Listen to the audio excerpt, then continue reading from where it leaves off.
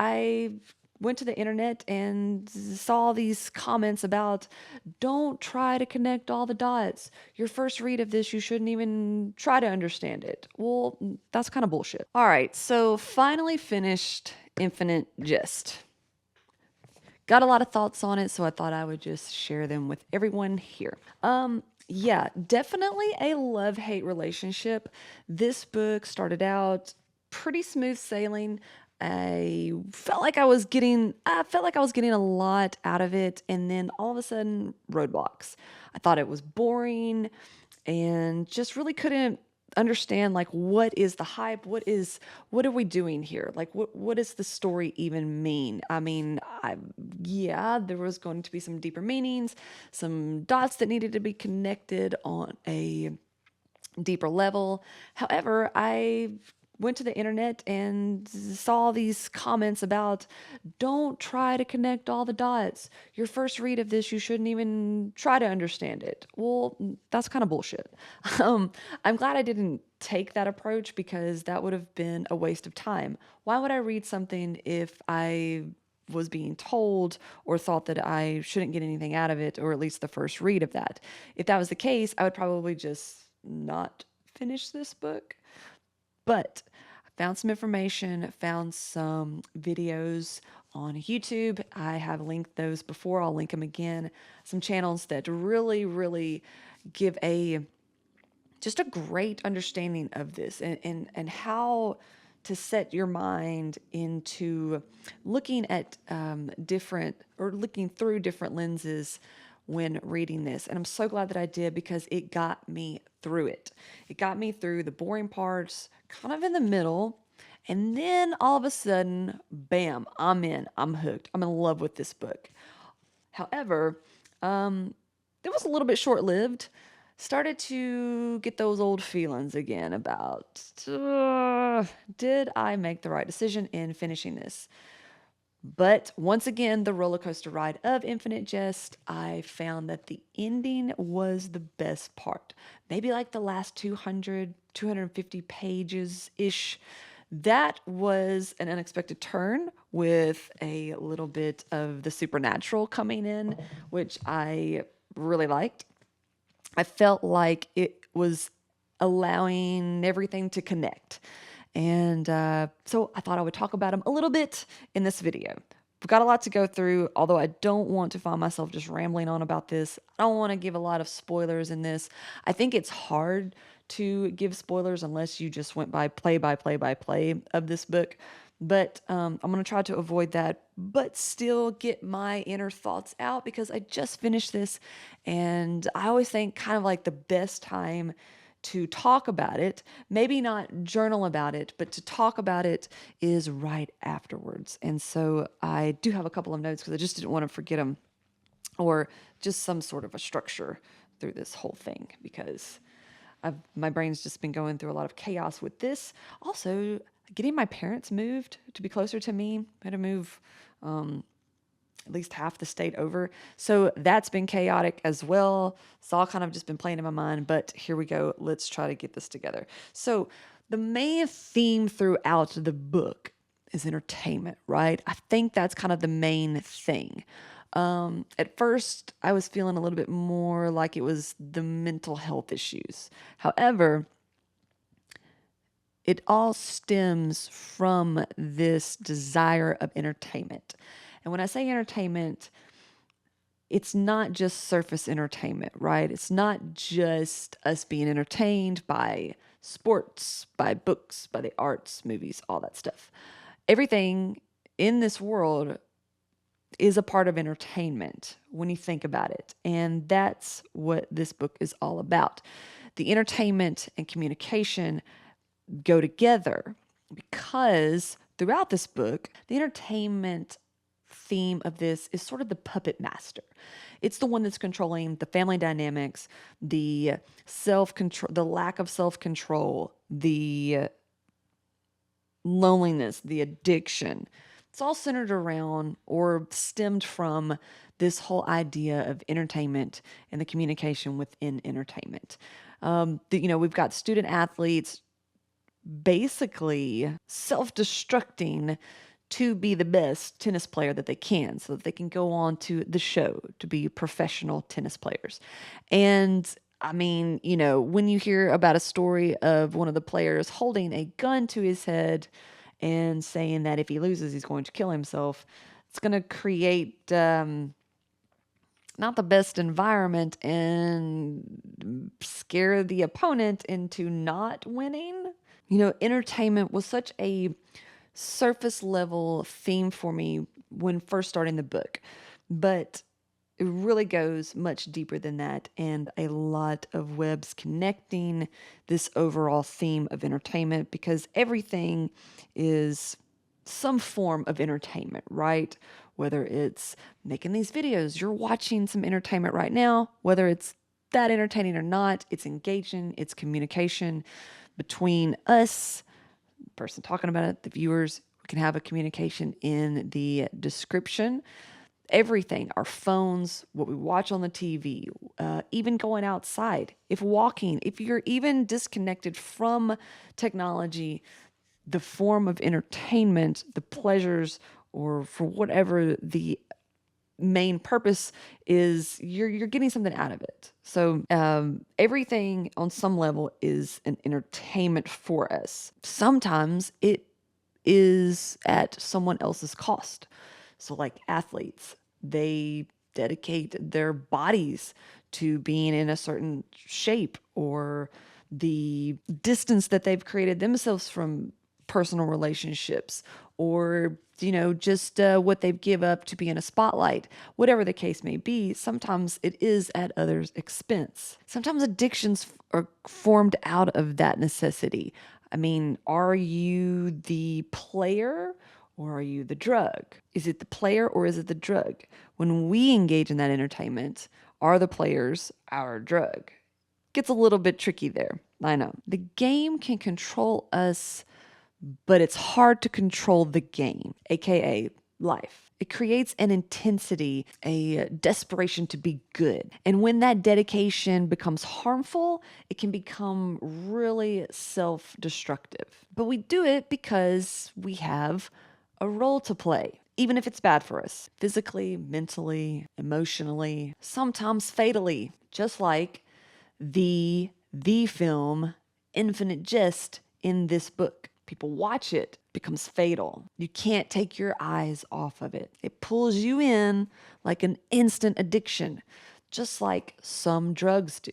And sometimes it only takes a one time of certain drugs, and that's it. And sometimes you're aware of the consequences that can happen when engaging in this. And that's exactly what these people who watch the film do. They decide, yeah, I'm going to watch it anyways, even if it means death. And then not only is this something to realize on its own, but we have to realize that we aren't just a reader, we are playing Infinite Jest. That was the whole purpose that David Foster Wallace had, at least in my opinion. I mean, yes, there's a story he has to tell, but he can only tell it to you if you're playing your role in this game. And you have to play it to get through it, which is why I find it extremely disappointing that people keep saying you don't have to connect any dots when you first read this. I saw that more than a handful of times, and I think that's crap. I don't think that you should ever go into a book thinking that.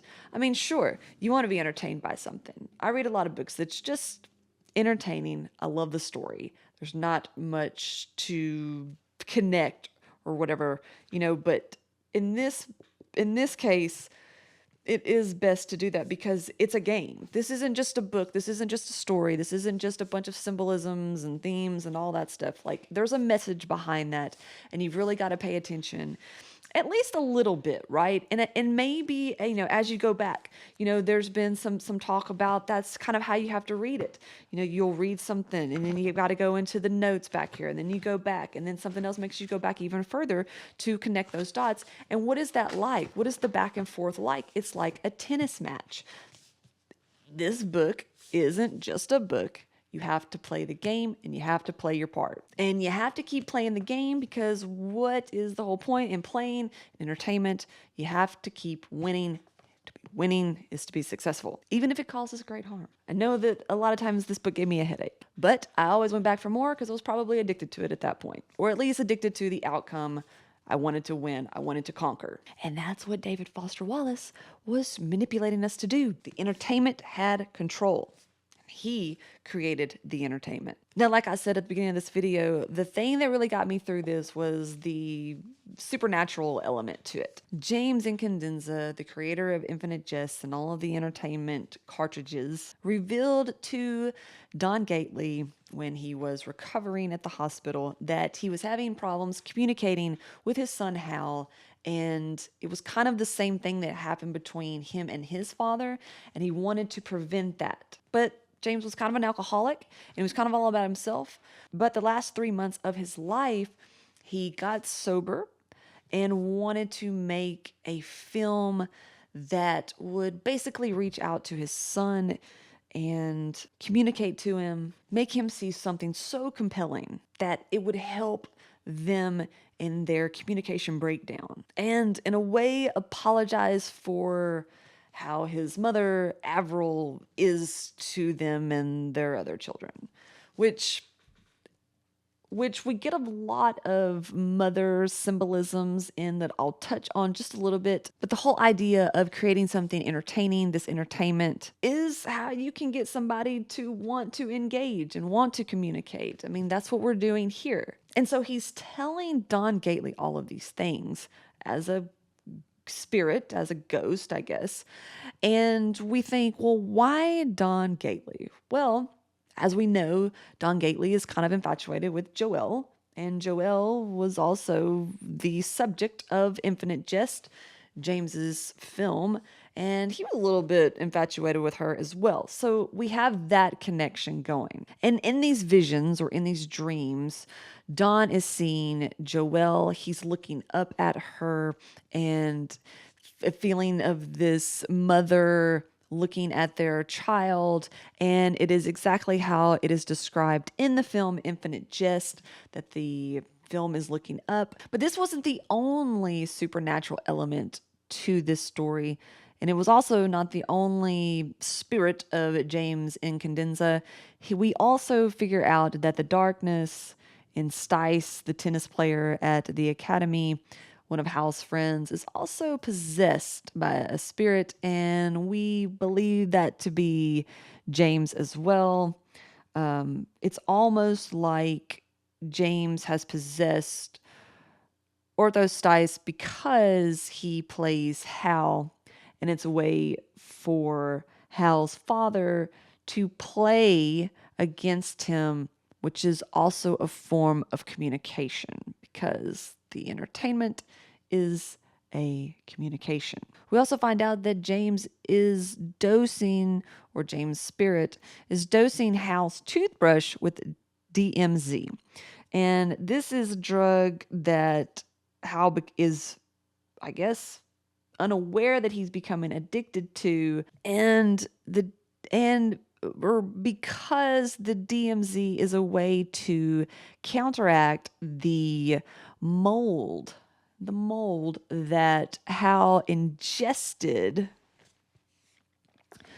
as a child, and thinks that that is how Hal has become the way he is, where he doesn't communicate with people properly, especially with his father when he was alive. And one of the best parts about playing this book is at the very end when we know that somehow Hal and Don Gately come together, because at the beginning of the book it talks about them digging up his father James and trying to find the master copy of Infinite Jest in his skull, which is kind of weird because we do know that James commits suicide by putting his head in a microwave oven, and that it basically opens up like a potato, according to Hal, who saw it.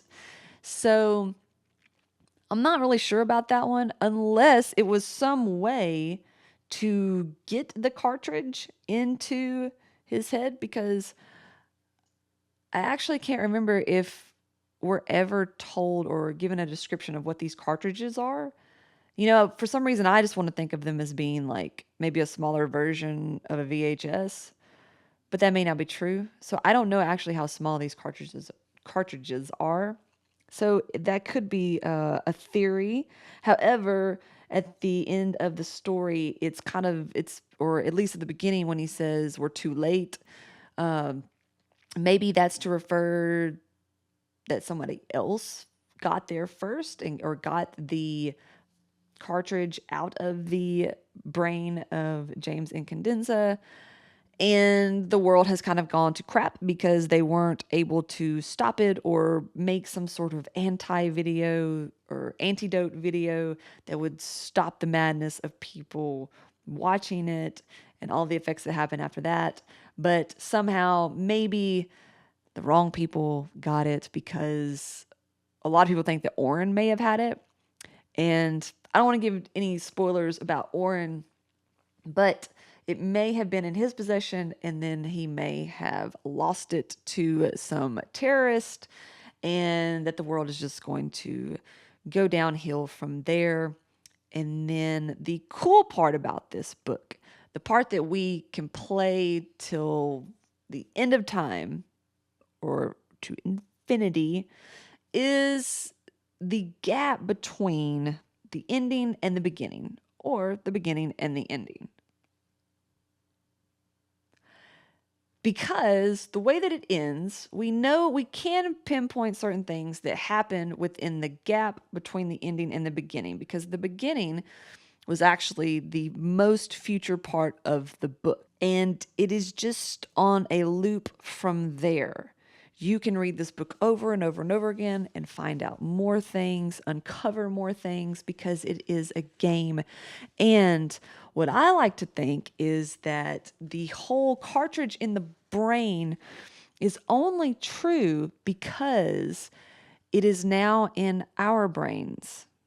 David Foster Wallace has now implanted this book in my brain because I finished it, I played it, and now I can't stop thinking about it. It is in here forever now. It is an infinite jest. But if you were to go looking in there, you wouldn't find it.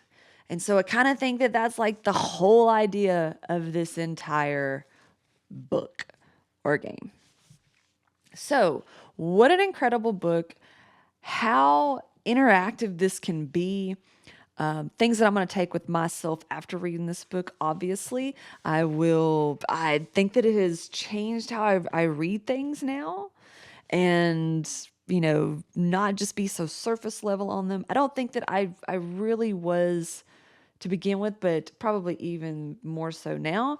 This will definitely not be my last time reading this. However, it will probably be a little while before I jump back in to get more out of this book. Do I recommend it? Yeah.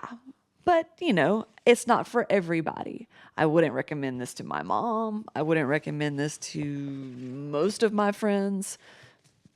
But if this is something that you enjoy, if you enjoy reading, if you enjoy playing the books, if you enjoy getting the most you can out of them, apply them, write about them, stuff that's just a lot more intense, more in depth, then yeah, this book is great. Is it hard to read? No, I don't think so. I mean, obviously, you want to have some vocabulary going. You don't want to be probably in middle school reading this, just for the fact of that, depending on the level of reading that you do, that's just common sense if this would be enjoyable to you or not. However, not hard to read, long-winded, take lots of breaks, drink a lot of water. um, The audiobook was great. The audiobook got me through the middle of this book around page 300, 400, because I could get in my head how it's supposed to be read. So that made it a lot easier, and then finished up probably the last 400 pages. I just jumped back into reading it again. And I think that this will be something that I will always think about and cherish. And I'm so glad that it was part of the book club that I'm in. The discussions on that were great as well. I'll leave a link to that if you're interested in checking out which book club I'm in. It's a really, really good one. Really in-depth discussions on things. But yeah, Infinite Jest is infinitely buried into my brain, and I love it.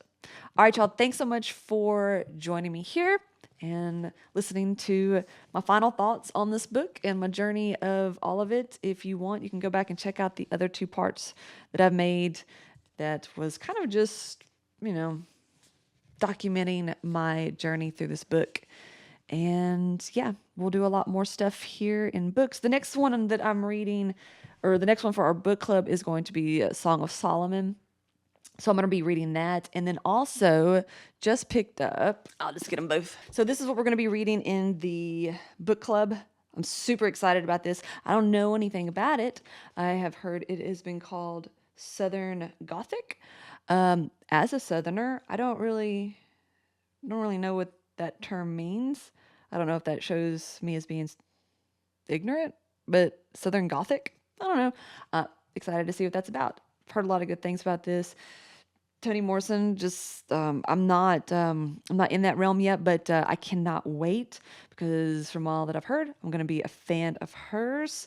And also, just got this, James. I'm a huge Mark Twain fan, so when I heard that this was a reimagining of the adventures of Huckleberry Finn, yes, please, love that. And so I've already read like 5 chapters.